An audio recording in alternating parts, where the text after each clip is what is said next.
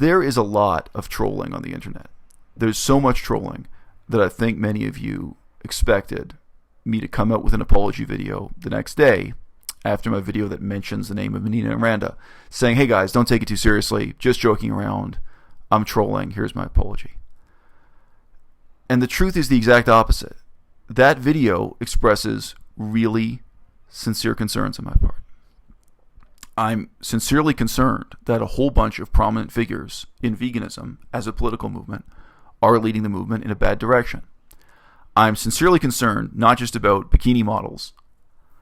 I'm concerned about people who publish books, people who are university professors, people who are lawyers, people who are leaders of activist groups involved in street activism. I'm sincerely concerned that a lot of those people are idiots. And my concerns are based on the books they published, based on the articles they've written, and in many cases based on YouTube videos that are lectures or what have you. And yes, people like NinaAndRanda are one small part of that puzzle. In the past, pretty closely parallel, I had criticisms here of Freely. Because again, I was sincerely concerned about the negative influence Freely was having on this movement. From my perspective, negative influence. And I wanted to express those warnings. I wanted to express those concerns because I think they were important, and I still do. I'm not going to respond to the actual criticism I've received because it's too stupid. I haven't received a single comment in any format or any forum actually claiming that what NinaAndRanda have to say is intelligent. Not one. I've not received a single comment in any format or any forum defending NinaAndRanda doing a paid commercial, a paid advertisement for Taco Bell, and thus endorsing fast food industry, meat and dairy industry, etc., within the United States. Not one. I haven't received one message from anyone, and this is a contrast to my experience with Freely. I haven't received one message from anyone saying, look, even though NinaAndRanda are idiots, even though the Taco Bell commercial was wrong, even though these other things that you mentioned are a real problem, still, what NinaAndRanda have contributed to veganism is so important and so positive that you should see it in a balance. And that really was, with Freely, that was very often the response I got, were people who admitted that my criticism was accurate, but who said that nevertheless I should appreciate the positive things that Freely did. And that's an interesting debate to have. And I think that debate unfolded on this channel, and I think that debate unfolded all over the internet during the last 10 years. But you know, I can imagine a much more powerful counter-argument to that video. And even though nobody gave me this argument, I'm now going to argue against myself so that I have someone to debate with. I think a more powerful counter-argument is this. Looks shouldn't matter. Even though they do, even though we know that physical beauty matters in this world, especially if you're presenting yourself on the internet in a bikini, selling a diet, selling a lifestyle. In a perfect world, someone's physical appearance wouldn't matter. So let's behave ourselves on YouTube as if we're living in that perfect world. Let's respond to that higher aspiration to just address the issues or just address the political concerns and ignore who's ugly and who's beautiful. And you know what? In some contexts, we can do that. I criticized Gary Francione in that video, and I referred to earlier videos where I spoke at more length and more depth about Gary Francione. I have new videos since then talking about the nature of abolitionism in contrast to ethical veganism, talking about the ideas, political, philosophical, and otherwise, and the implications for veganism in the 21st century. I talk about all that stuff. I don't think I've ever really mentioned that Gary Francione is not very good looking. Beauty is in the eye of the beholder. I think it'd be fair to say Gary Francione is ugly. So in that context, I think we are engaging in a substantive discussion without even mentioning what a person looks like. I just ordered on the internet David Allen Niebert's book, Animal Oppression and Human Violence. I'm going to do a book review of that. I don't know how long it'll take to ship here. I have no idea what he looks like. I've never seen a photograph of the author. Maybe he's incredibly ugly. All the time, we actually do engage with political and philosophical debates of this kind without considering what a person looks like, without their ugliness or beauty being a factor. All the time. However, Gary Francione has never made a video on YouTube comparable to the Lick My Body Challenge. The Lick My Body Challenge has more than 2 million views. If you search NinaAndRanda Challenge, I'm sure it's the first result you're going to get. And in that video, NinaAndRanda are taking off their clothes and having their boyfriends lick their body. That is who they are. That is what their fame comes from. Their beauty, their appearance, and what other vegans say about their beauty and promoting them and their career. That is important. It is significant. And what I see is people making excuses for them.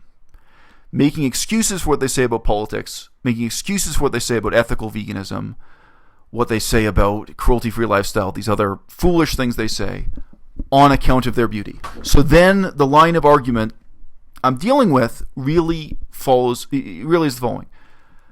They're allegedly beautiful. They're allegedly famous because of their beauty. Because they're vegan and famous and beautiful, we ought to support them. And support them means overlooking what they're doing that's bad and wrong and idiotic and just stupid and leading veganism in a bad direction in connection to Taco Bell or just in relation to making garbage content on the internet. So I think that is a flawed argument. Physical beauty in some contexts is irrelevant and would make your argument seem ridiculous. Criticizing Gary Francione for being ugly is not that meaningful compared to the type of criticism I already have of Gary Francione and his approach to vegan politics on this channel. But on the other hand, sometimes it's a little bit relevant, sometimes it's very relevant. I think there's an open question with a guy like Will Tuttle. I have a separate video criticizing Will Tuttle and the World Peace Diet and the semi-supernatural ideas that are in that book. I think there's an open question. Is Will Tuttle just famous because he's handsome? Why did anyone ever respect this guy or pretend to respect this guy? How did he rise to a position of apparent prominence as a leader within veganism? And I find it very troubling because his book wouldn't be respected in a Buddhist context and shouldn't be respected in a secular context either. It's just a tremendously weak book. I think most people haven't read the book.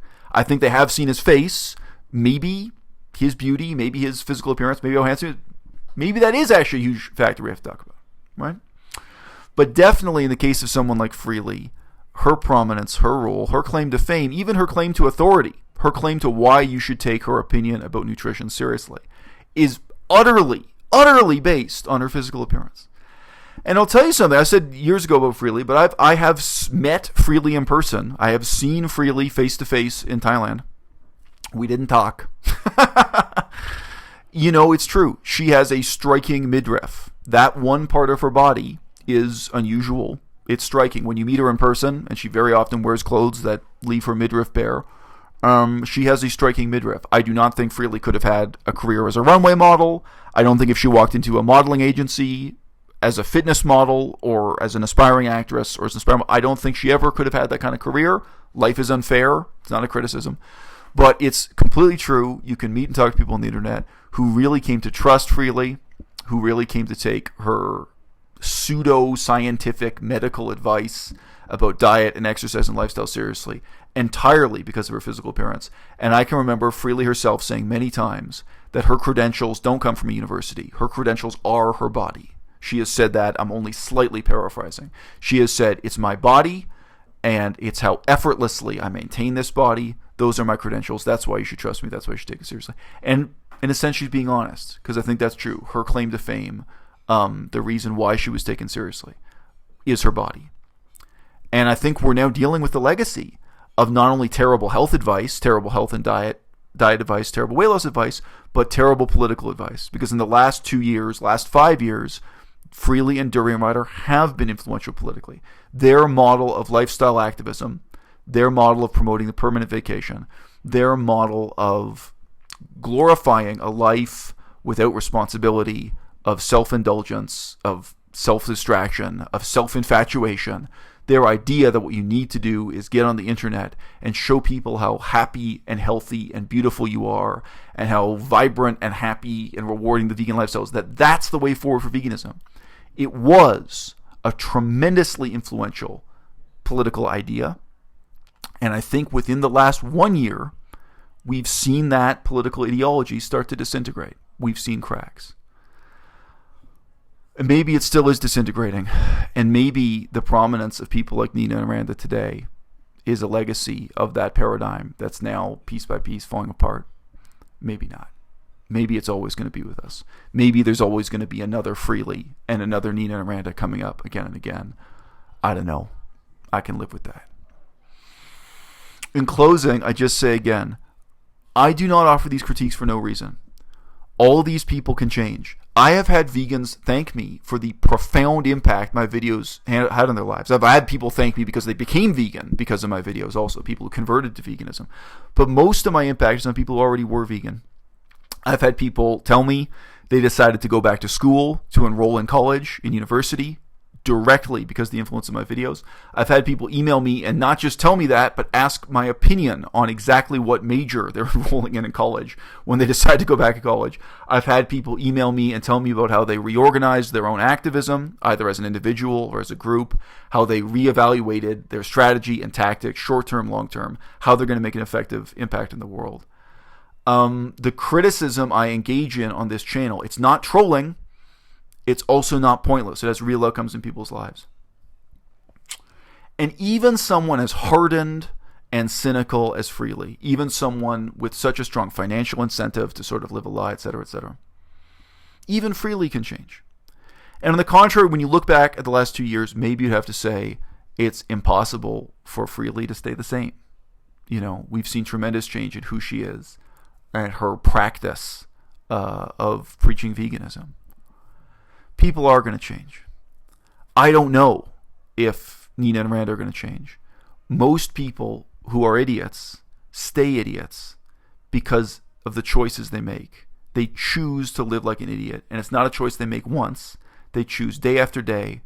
They choose again and again and again. And you know, you can make different choices. And they don't have to be as dramatic as going back to university. You can choose, instead of having a reckless lifestyle of permanent vacation, you can choose to be sincerely engaged with, sincerely concerned about political issues, poverty, whatever the issues are where you are in the world. When you buy a plane ticket to Thailand, you can go there for reasons more meaningful than riding your bicycle up and down a hill every day, etc., etc. If you've watched this channel for a while, you've heard these things before. And you know what? You could respond to that 20-minute video on my channel by deciding that you can do better. And I don't mean deciding you can do better in terms of making a hot or not video or talking about who's sexy and who's ugly. That's the last thing I'd hope that video would inspire you to do. You could watch that video and decide, you know what? This guy Mazard, he's got a criticism of Will Tuttle's World Peace Diet, but I can do better. I can read that book. I can criticize that book. I can have a bunch of fresh insights into vegan activism. You could watch my videos about direct action everywhere and make your own video, do your own reading, do your own research. And so, you know what? I have my own perspective on effective vegan activism or about the essays Wayne Seong and Direct Action Everywhere published. I have something to contribute to this. I've just told you I'm ordering now. I think my next book review is going to be about Animal Oppression, Human Violence by David Allen Niebert. Do better. You know, eclipse me totally. Leave me in the shade. You know what I'm saying? And everyone's going to have intellectual respect for you. And you know what? I mean, I've said in the past that different people can contribute in different ways. Some people are going to be McKinney models. Some people are going to be health gurus. Not everyone is going to be sincerely interested and engaged with political elements of veganism. I still say that. I still believe that. Not everyone is going to care about the elements of the struggle I care about, and that's fine. I accept that. But on the other hand, I said this before on this channel, say this again, because this is as real as it gets. Okay? There's a difference between becoming a stripper so that you can pay your way through college and dropping out of college in order to become a stripper.